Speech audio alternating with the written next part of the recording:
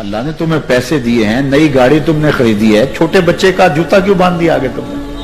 جوتا باندھنے سے اگر یہ ایکسیڈنٹ سے, حادثے سے گاڑی بچ سکتی ہوتی ہے تو پھر پاکستان کے جتنے پی آئی اے کے جہاز ہیں سب پر باندھ دینا چاہیے, سب پہ جوتے لٹکے ہوئے ہوں. عجیب تم نے فلسفہ تراشا. کسی نے جو ہے وہ کالی رنگ کی پٹی باندھ دی نیچے, اس سے اس کو نظر نہیں لگے گی. گھوڑے کے پاؤں کے نیچے جو کھری لگی ہوئی ہوتی ہے, کچھ لوگوں نے اپنے گھروں میں وہ باندھی ہوئی ہوتی ہے کہ اس سے ہمارے گھر کے اندر کوئی مصیبت نہیں آئے گی, کوئی تکلیف نہیں آئے گی. کسی نے ہنڈیا اپنے گھر کے اوپر الٹی رکھی ہوئی ہوتی ہے, یہ ہنڈیا بچا لے گی. اور میاں ہنڈیا کیا بچائے گی تجھے؟ اللہ کے قہر سے کچھ نہیں بچا سکتا. جب تمہارے اوپر کوئی مصیبت نازل ہونی ہے تو کچھ نہیں بچا سکتا. اگر بچنا چاہتے ہو تو پھر اللہ سے استغفار کرو, اللہ تعالیٰ کی تسبیح کرو, اللہ کی تحلیل کرو, میرے حضور پہ درود پڑھو, پھر دیکھنا کہ مصیبتیں ٹلتی ہیں یا نہیں ٹلتی. تو یہ خام خواہ کے رکیے اور یہ عامل لوگ جو ہیں ان کا تو کام ہی یہی ہے. ان کا کام چلتا ہے لوگ ذوف الاعتقادی میں مبتلا رہے ہیں اور یہ کہہ دیتے ہیں کہ آپ کے خاندان میں ایک منحوس عورت ہے, یہ اس کا کیا ہوا ہے, تو کوئی نہ کوئی منحوس تو پہلے ہی انہوں نے طے کر رکھی ہوتی ہے, فوراً ذہن وہاں جا کلک ہو جاتا ہے.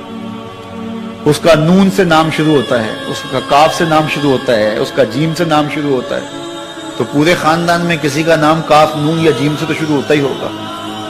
یا دوستوں میں تو فوراً ذہن جو ہے ادھر منتقل ہو گیا. اب یہ بابا جی نے بتا دیا ہے, ہاں ہاں ہاں اس نے یہ بات کی تھی, کچھ باتیں یاد آنے لگی. اس کاف سے شروع ہونے والے نام کے ساتھ نفرت پیدا ہو گئی. اس بابے نے نفرت کا کاروبار کیا. اس نے تو 100 روپے 200 روپے لے لیے, لیکن دو انسانوں کے اندر نفرت ڈال دی. اس کا گریبان کل قیامت کے دن پکڑا جائے گا. ان ملنگوں کے پاس, ان ذوف الاعتقادی کو پھیلانے والوں کے پاس کبھی نہ جاؤ. تمہیں مصیبت پڑی ہے, تمہیں لگ رہا ہے کہ شاید میرے اوپر جادو ہے, تو پڑھو نا سورہ بقرہ, جادو جڑ سے اکھڑ جائے گا. 40 دن اپنے گھر میں سورہ بقرہ پڑھو, برکت ہوگی. کہتے ہیں مولوی صاحب 40 دن تو نہیں پڑھی جا سکتی, 2.5 پارے, ہمیں کوئی تعویذ ہی کرتے ہیں. ہم شارٹ کٹ چاہتے ہیں نا, روزانہ صبح 2.5 پارے سورہ بقرہ پڑھے, یہ تو ہم سے نہیں پڑھی جائے گی. تو آپ کوئی تعویذ ہی لکھ دیں. کاروبار میں برکت نہیں, میں کہتا ہوں پڑھو نا سورہ واقعہ, 3 رکوع ہیں, برکت ہوگی. ہم کہتے ہیں ہمیں تعویذ ملنا چاہیے, بس وہ ہم گلے میں رکھ دیں, بٹوے میں رکھ لیں, پرس میں رکھ لیں, اور ہمارا کام ہو جائے, ہمیں کچھ بھی نہ پڑھنا پڑے, ہمیں وضو تک نہ کرنا پڑے, نماز نہ پڑھنی پڑے, اور برکت ہو جائے. ایسے برکت تو نہیں آتی. اس لیے چھوڑو ان کی جان, آؤ قرآن مجید پہ آؤ, آؤ سجدوں پہ آؤ, آؤ دعاؤں پہ آؤ. سحری کے وقت اس کی رحمتیں آواز دے رہی ہوتی ہیں, حل من مسترزقن, ہے کوئی رزق مانگنے والا, اور تم اس وقت سوئے ہوئے ہو, سارے دن ٹھوکریں کھاتے ہو. آؤ نا اس وقت جھولی پھیلا کے, ہاتھ پھیلا کے کہو مالک تو جھولیاں بھر دے. تو پھر دیکھنا, میرا بیٹا سالم مشرکین کی قید میں ہے اور میں فاقوں کی حالت میں ہوں. تو فرمایا آل محمد کے پاس ایک سیر جو ہیں, بس اس کے علاوہ ہمارے پاس بھی کھانے کے لیے دنیاوی اسباب نہیں ہیں. کہا صبر کرو اور اللہ سے ڈرو, اور لا حول ولا قوت الا باللہ کثرت کے ساتھ پڑھو. یہ ایسا وظیفہ ہے, ایک حدیث پاک میں آتا ہے کہ یہ 99 بیماریوں کا علاج ہے. اس میں سب سے کم درجے کی بیماری ہم اور غم ہے. یہ دکھوں کا مداوع ہے, مشکلات کا علاج ہے, اور یہ وظیفہ میرے حضور نے بتایا. حضرت ابو ذر غفاری رضی اللہ تعالیٰ عنہ کو حضور نے 5 چیزیں بتائی تھی. ان میں سے 5ویں چیز یہ تھی کہ ابو ذر کثرت کے ساتھ لا حول ولا قوت الا باللہ پڑھا کرو. فرمایا عرش الہی کے نیچے ایک خاص خزانہ ہے, یہ وظیفہ وہاں سے آیا ہے. یہ زندگی میں معمول بنا لو, جب پھنس جاؤ, مشکلات میں آ جاؤ, تو لا حول ولا قوت الا باللہ پڑھو, اللہ راستے کھولے گا. تو حضور نے 3 چیزیں فرمائی, اللہ سے ڈرو, صبر کرو, اور کثرت کے ساتھ لا حول ولا قوت الا باللہ پڑھو. وہ فرماتے ہیں کہ میں یہ عمل شروع کیا, ابھی گھر میں بیٹھا ہی تھا کہ دروازے پہ دستک ہوئی. تو میں اٹھا کہ دروازہ کھولوں, دیکھوں کہ کون ہے. تو دروازہ کھولا, دیکھا میرا بیٹا کھڑا ہے اور اس کے پیچھے 100 اونٹ کھڑے ہیں. تو میں نے کہا کہ تم اور یہ اونٹ؟ کہا مجھے موقع لگ گیا, میں ان کی قید سے بھاگ آیا. وَيَرْزُقْهُ مِنْ حَيْثُ لَا يَحْتَسِبُ، وہ تمہیں وہاں سے رزق دے گا جہاں سے تمہیں گمان بھی نہیں۔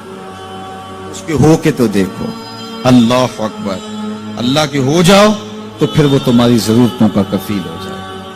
فرمایا حضرت عبداللہ ابن مسعود رضی اللہ تعالیٰ عنہ نے کہ کسی شخص کو فقر و فاقہ آ جائے تو وہ لوگوں کو بتائے کہ میں آج کل بڑے مشکل حالات میں ہوں، ہر وقت لوگوں کو بتاتا رہے تو اس کی مشکل بڑھے گی، اس کی مشکلیں آسان نہیں ہوں گی اس طرح۔ اور اگر وہ اپنی اس مشکل کو کسی سے شیئر نہ کرے بلکہ مصلی بچھا کے اپنے رب سے کہے کہ مالک فقر و فاقہ آ گیا ہے اور اس کا علاج تیرے پاس ہے، اس مرض کا مداوع تیرے پاس ہے۔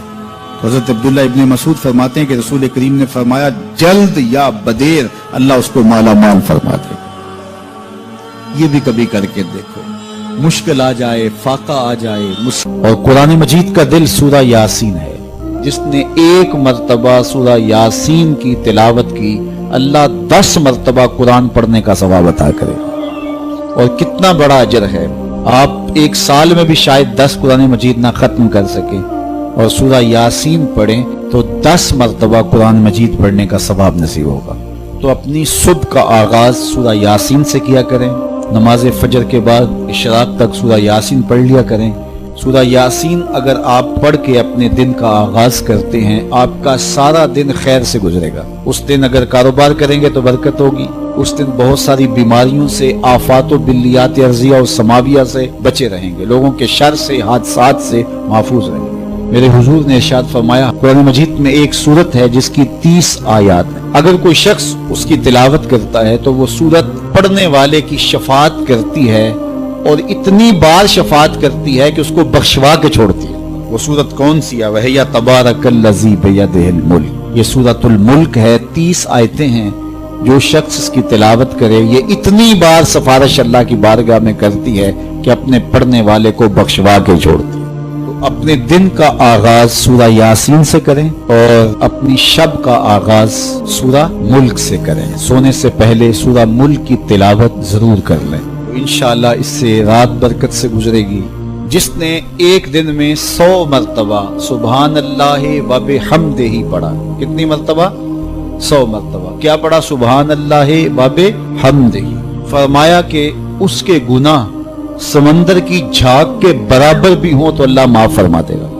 تو یہ اپنے وظائف میں شامل کر لیجئے، سبحان اللہ و بحمدہ۔ اور حدیث بخاری ہے کہ 2 کلمے ایسے ہیں جو اللہ کو محبوب ہیں اور زبان پر مشکل نہیں، زبان پر بڑے آسان ہیں، اور جب میزان پہ رکھے جائیں گے تو پلڑے کو جھکا دیں گے، بڑے بھاری ہیں میزان پہ۔ وہ 2 کلمے یہی ہیں، سبحان اللہ و بحمدہ، سبحان اللہ العظیم۔ تو اگر اس کو 100 مرتبہ روزانہ پڑھے تو سمندر کی جھاگ کے برابر بھی گناہ ہو تو اللہ معاف فرما دیتا ہے۔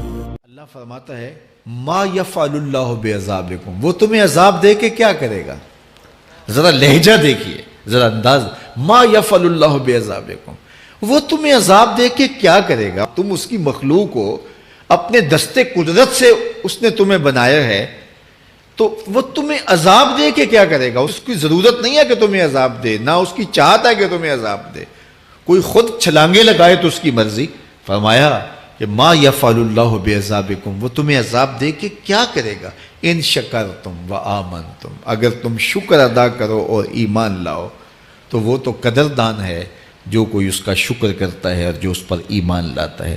تو اللہ اس کے لیے عذاب نہیں رکھا، اس کے لیے رحمتیں رکھی ہوئی ہیں۔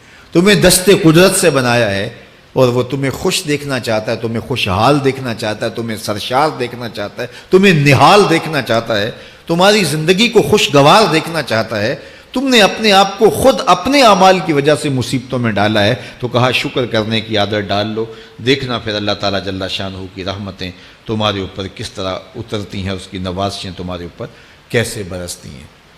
توکل اگر ہم سیکھ جائیں تو توکل ایک ایسی دولت ہے کہ جو خوشحال زندگی کی ضمانت بنتی۔ جب ہم اللہ پر توکل نہیں کرتے اور ہم سمجھتے ہیں یہ سب کچھ ہماری محنت کا نتیجہ ہی ہوگا، اور نتیجہ جب نہیں آتا تو پھر ہم بے چین مضطرب ہو جاتے ہیں، اور جب ہم اس پہ توکل کر لیں تو پھر ہمارا صرف اتنا ہی کام ہے کہ میاں ہم یہ کام کر رہے ہیں، بس یہ حکم، ہم بیج بو رہے ہیں، بس یہ حکم ہے اور بو رہے ہیں، باقی اس پہ بھروسہ ہے، یہ کام اس کا ہے کہ اس نے اس کو اگانا ہے، اس کے اوپر پھل لگانے ہیں۔ تو جب اس پہ توکل ہو جائے تو بندہ سوکھا رہتا ہے، ورنہ بندہ مشکل میں مبتلا ہو جاتا ہے۔ بسا اوقات ایسا ہوتا ہے کہ بندہ ایک منصوبہ تیار کرتا ہے، اس کا عملی نتیجہ اس کو سامنے نظر آ رہا ہوتا ہے، لیکن نتیجہ بالکل الٹ جاتا ہے۔ سید علی المرتضیٰ فرماتے ہیں میں نے اپنے ارادوں کی شکست سے ہی اپنے رب کو پہچانا ہے، کہ میں ایک منصوبہ تراشتا ہوں کہ یہ اور یوں ہوگا اور وہ ہونا چاہیے، لیکن نتیجہ وہ نہیں آتا، تو کوئی طاقت ہے اس کا جو نتیجہ بدل دیتی ہے۔